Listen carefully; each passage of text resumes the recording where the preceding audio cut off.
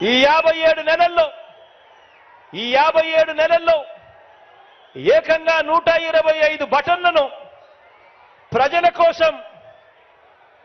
కోసం ఎప్పుడు జరగనట్టుగా నేను నొక్కాను.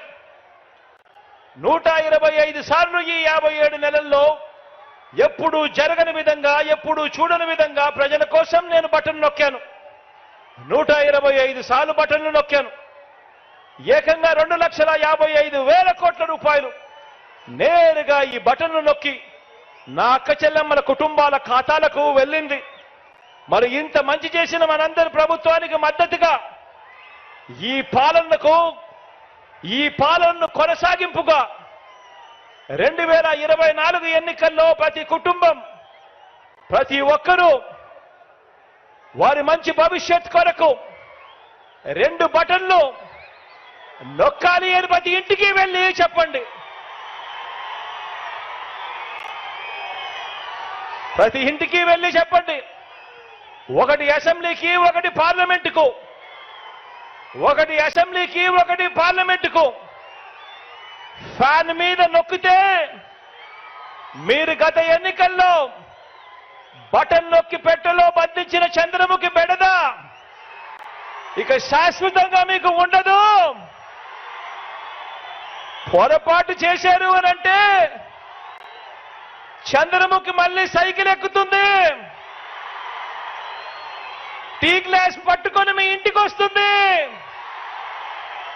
పేదల రక్తం తాగేందుకు లకలక అంటూ మీ ఇంటి తలుపులు తడుతుంది అని చెప్పి ప్రతి అక్కకు చెప్పండి, ప్రతి చెల్లెమ్మకు చెప్పండి.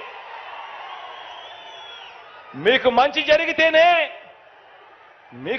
జరిగితేనే నాకు ఓటు వేయండి అని, ఆ మంచి జరిగి ఉంటే మీ బిడ్డకు తోడుగా మీరే సైనికుల్లా నిలబడండి అని ప్రతి ఇంటికి వెళ్ళి నిబద్ధతతో చెప్పి ఎన్నికలకు సిద్ధమని చెప్పి మనమంటూ ఉంటే,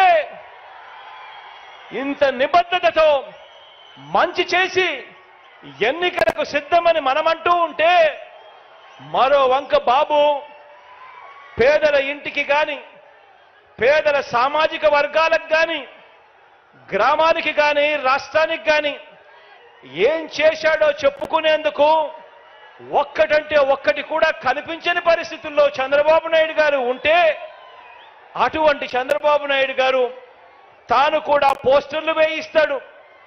సంసిద్ధం, మేము సిద్ధము అని చెప్పి ఈ మనిషి పోస్టర్లు వేయిస్తాడు. ఇప్పుడు మీ రోడ్లో ఇలాగెళ్ళి మలుపు తిరిగిన తర్వాత మొక్కజొన్న పొత్తులు కాల్చుకుంటూ ఉంటాడు ఒక అతను తీసుకొచ్చి సీఎం అని చేస్తే కూడా నొక్కుతాడు బటన్. ఎందుకు అట్లా అన్నారు అన్నట్టు సార్ ఆ టాపిక్? బటన్ నొక్కడానికి ఎవడైతే మొక్కజొన్న పొత్తులు కాల్చి కూడా రోడ్డు మీద మిరకాయ బజ్జీలు వేసి కూడా, లేకపోతే సోడా కొట్టి కూడా, మీరు ఎవరైనా నొక్కుతాం. బుర్ర, బుద్ధి, జ్ఞానం, విజ్ఞానం, వివేకం పెట్టుకుని ప్రజల పట్ల గౌరవం, మర్యాద, నీకు ఆదరణ ఇచ్చి నేను కూర్చోబెట్టినోడి పట్ల వాళ్ళ భవిష్యత్తు పట్ల బాధ్యతగా ఉండాలా, వాళ్ళకి భద్రతనివ్వాలా. వాళ్ళు బతుకు భయంలో పెట్టేసి వాళ్ళు నిత్యం నరకంలో పెట్టేస్తారు. అదే పరిపాలన. Non sense. 2 సార్లు నొక్కుమని అంటున్నాడు కదా, మరి ఎన్నిసార్లు నొక్కినాను? ఎవడన్నా నొక్కుతాడు, కరెక్ట్గా నొక్కుతాడు రేపొద్దున్న. సో ఈసారైనా పవన్ కళ్యాణ్ గారు అసెంబ్లీలో అడుగు పెడతారంటారా? నేనైతే అడుగు పెడతాడేమో అనుకుంటున్నానండి. అడుగు పెడతమే కాకుండా ఆయనతో పాటు ఆయన ఎమ్మెల్యేని కూడా గెలిపించుకుని వెళ్తాడు. ఓకే, అంత కెపాసిటీ ఉందంటారా? ఇప్పుడు జగన్మోహన్ రెడ్డి గారే గెలవగలేదు, ఈయన గెలవడానికి ఏముందండి? అంటే జగన్మోహన్ రెడ్డి గారే ఎందుకన్నానంటే, అన్ని వేల కోట్లు దొబ్బేసి 6 నెలలు జైల్లో ఉండి 10 ఏళ్ళ నుంచి బెయిల్ మీద తిరుగుతా ఆయనే ఏకంగా అసెంబ్లీకి వెళ్ళిపోయాడు, ముఖ్యమంత్రి అయిపోయాడు. ఈయన ఏం తప్పులు చేయలేదు కదా, అలాంటి ఈయన అవడానికి ఏముంది? Okay, so next Pawan Kalyan గారు ఎక్కడి నుండి పోటీ చేసే అవకాశం ఉంది సార్? నేనైతే భీమవరం నుంచి అనుకుంటున్నాను నేను. ఓకే, ఎందుకంటే అక్కడ ఓడిపోయాను కాబట్టి ఒక ఇగో ఉంటుంది, అక్కడే మళ్ళీ గెలవాలని. ఎక్కడ పోగొట్టుకున్నా అక్కడే వెతుక్కోవాలి, ఎక్కడ ఓడిపోయాం అక్కడే గెలవాలనేటువంటిది ఒక భావన అయితే వాళ్ళకి ఉంటుంది డిఫరెంట్గా.